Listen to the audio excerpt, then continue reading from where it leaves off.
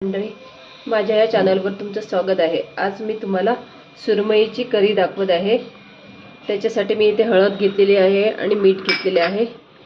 प्रथम आपण त्याला हळद मीठ लावून घेऊयात।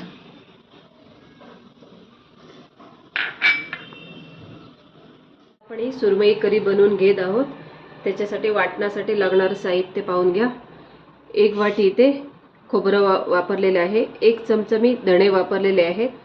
5 पाकळ्या मी लसणीच्या घेतलेल्या आहेत आणि लाल मिरच्या घेतलेल्या आहेत। ह्या काश्मीरी मिरच्या मी घेतलेल्या आहेत आणि या मी लवंगी मिरच्या तिखटपणासाठी घेतलेल्या आहेत आणि ह्या कलरसाठी वापरलेल्या आहेत। आता आपण ते सर्व मिक्सरमध्ये वाटून घेऊयात।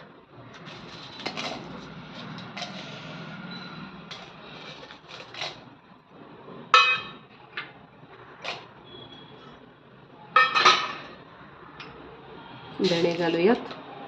मिरच्या मी ऑलरेडी घातल्या, लसूण घातलेली आहे। आता धणे घातले आणि आता हे खवलेलं ओलं खोबरं मी 1 वाटी घेत आहे।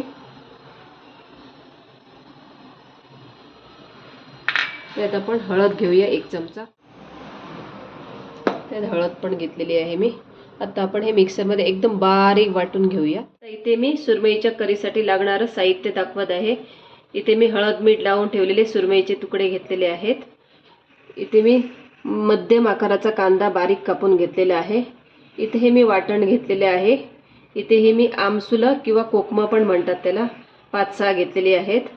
इथे ह्या मी आता इथे मी कढई तापत ठेवलेली आहे गॅसवरती। आता इथे मी 1 चमचा तेल तापत ठेवलेलं आहे। तेल तापलेलं आहे। आता आपण त्यात कांदा घालूया।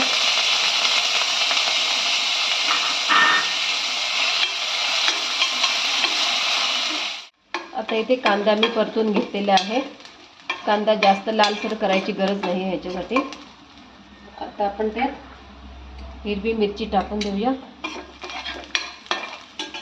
हिरवी मिरचीने स्वाद खूप छान येतो कढीला। आता आपण वाटण घालून घेऊ।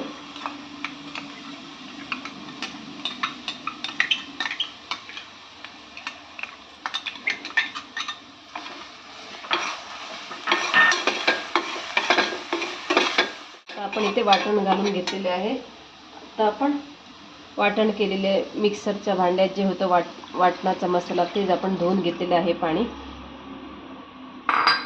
ते तिथे वापरायचे। आता आपण त्यात कोकमं टाकून घेऊयात।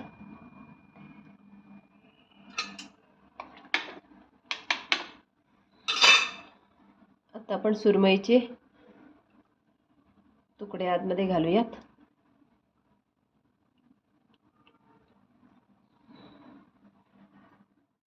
हे बघा, या पद्धतीने मी आता सुरमईचे तुकडे आतमध्ये सोडलेले आहेत। आता ते आपण जास्त हलवायचं नाही।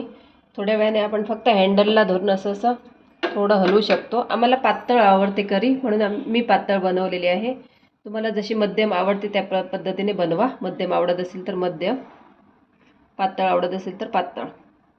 तर आपण हळूवारपणे दुसऱ्या साईडने परतून घेऊयात। हे बघा, एका साईडने पूर्ण सुरमईचे तुकडे शिजलेले आहेत।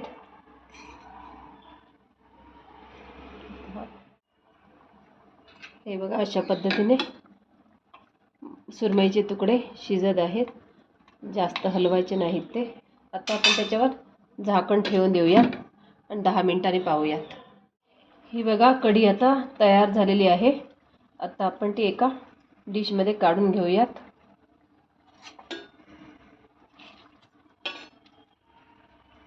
मंडळी, ही बघा, मालवणी पद्धतीची ही सुरमईची कढी इथे आता तयार झालेली आहे। तुम्ही भाकरीसोबत किंवा भातासोबत एन्जॉय करू शकता। नक्की ट्राय करा आणि माझ्या चॅनलला लाईक, शेअर आणि सबस्क्राईब करायला विसरू नका।